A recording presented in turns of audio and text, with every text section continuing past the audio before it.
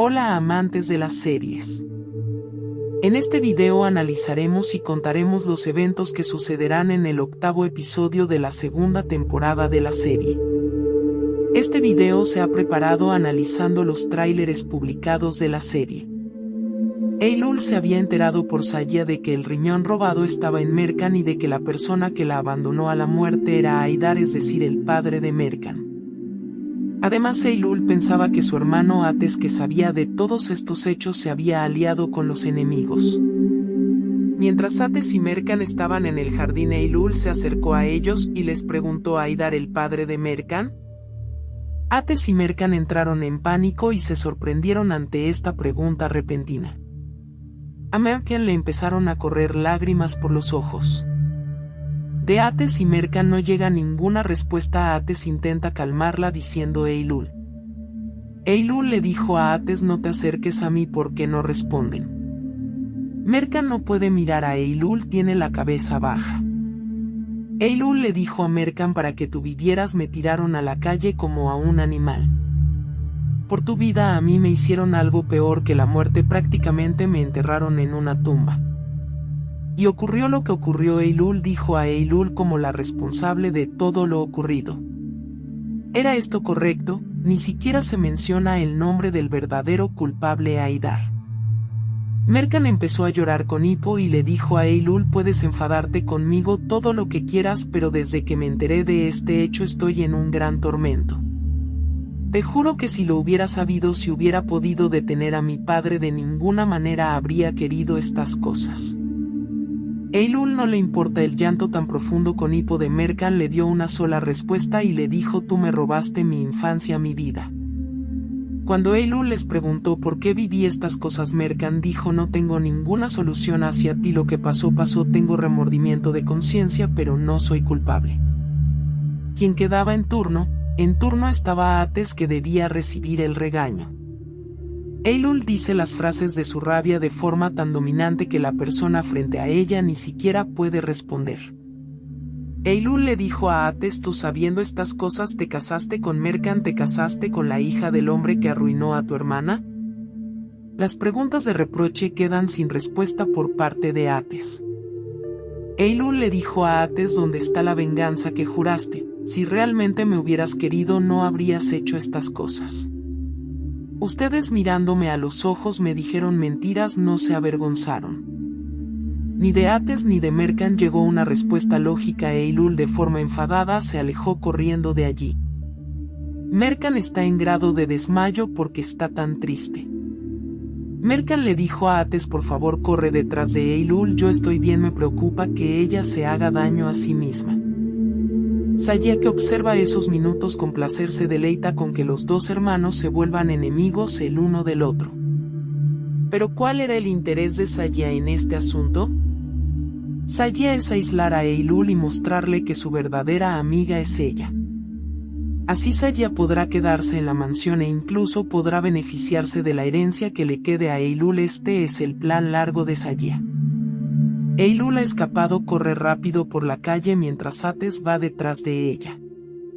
De repente frente a Eylul salió el coche de Azar. Eylul lo detuvo, se subió a su coche y le dijo a Azar: conduce rápido. ¿Qué era esto, una elección? Azar se sorprendió, pero la insistencia de Eylul le hizo aceptar su deseo. Mientras ellos se alejaban en el coche, Ates desde atrás solo los observó con rabia. Azar le dijo a Eylul: de nuevo huyes de ellos, ¿verdad? Eylul le dijo a Azar: si huyo de ellos para no volver. En ese momento sonó el teléfono de Azar. La persona que llama es Ates y dijo: Azar, tráeme de inmediato a mi hermana. Azar le dijo a Ates: el altavoz del teléfono está abierto, Eylul te oye. Ates le dijo a Eylul: por favor regresa, hablaremos de todo. Aunque Eylul dice que se debe colgar el teléfono, Azar habla de forma burlona con Ates y le dice de nuevo: quién sabe qué tontería hiciste y agobiaste a la chica. Aunque Ates le grita a Azar: trae a Eylul, Azar respondió: yo no recibo órdenes de nadie. Minutos después Ates llegó junto a Merkan, que esperaba de forma preocupada en el jardín. Ates está triste y le dijo a Merkan: Eylul escapó en el coche de Azar. Eylul, arriesgando la muerte, se lanzó delante del coche de Azar. Me duele tanto el corazón, mi hermana con la que me reuní años después me odia. Ates y Mercan expresan que no se rendirán y que harán todo para ganar a Eylul. Ates quiere cuanto antes sacar a Eylul del lado de Azar. Mercan le dijo a Ates: ella ahora nos odia, aunque quieras no vendrá contigo. Cuanto más presionemos a Eylul, más huirá de nosotros, no se abrirán distancias, debemos mantener la calma, al menos sabemos con quién está Eylul. En esos minutos Eylul le grita a Azar, le pide que detenga el coche. Pero Azar no baja a Eylul del coche, le pregunta qué le pasó. Eylul no es una persona fácil de morder, de repente agarró el volante y empezó a tirar a derecha e izquierda. Azar entró en pánico, finalmente detuvo el coche. Del coche detenido Eylul quiso bajar, pero Azar dijo: cerré las puertas. Azar y Eylul se miran a los ojos de forma afectada y luego Azar le dio agua para que se calme. Azar quiere que Eylul le cuente qué pasó. Eylul le dijo: yo también como tú no recibo órdenes de nadie. La forma agresiva de Eylul hace reír a Azar, pero no le permite irse. Por otro lado, Ates no puede calmarse, está enfadado porque Eylul está con Azar. Mercan se ocupa tanto de su propio problema como de intentar calmar a Ates. Mercan pensó para sí: Eylul perdonará a Ates, pero a mí nunca me perdonará. Los minutos avanzaron, Eylul no ha regresado a casa, aunque Ates llama por teléfono a Azar, no hay quien conteste el teléfono. Mientras Ates se entristece por Eylul, también se entristece por Mercan, porque Mercan empezó a vivir una psicología de culpa, de nuevo se responsabiliza a sí misma. Mercan le dijo a Ates: ojalá le hubiéramos contado este hecho a Eylul nosotros. Ates le dijo a Mercan: hablar de estas cosas ya no tiene sentido. Ates dijo que irá a la mansión de Azar. Mercan también quiso ir con él, aunque Ates la detuvo, no sirvió de nada. La pareja se subieron al coche y fueron a la mansión de Azar.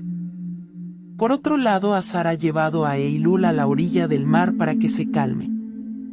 Eylul está triste, tira piedras al mar, está callada mientras Azar quiere saber qué pasó. Eylul finalmente, gritándole a Azar, dijo: ¿qué quiere saber? ¿Que me robaron el riñón y me tiraron a la calle como a un animal? ¿Lo aprendiste ahora? ¿Te relajaste? Azar, con un tono de voz calmado, le dijo a Eylul: ¿era esto? Eylul se sorprendió. Azar le dijo a Eylul: ¿qué intentas obtener llorando? Nada. Lo importante es hacerle sufrir a quien te hizo sufrir. Si tú sufres, harás que ellos también sufran. Así como Azar incita a Burak, también intenta incitar a Eylul.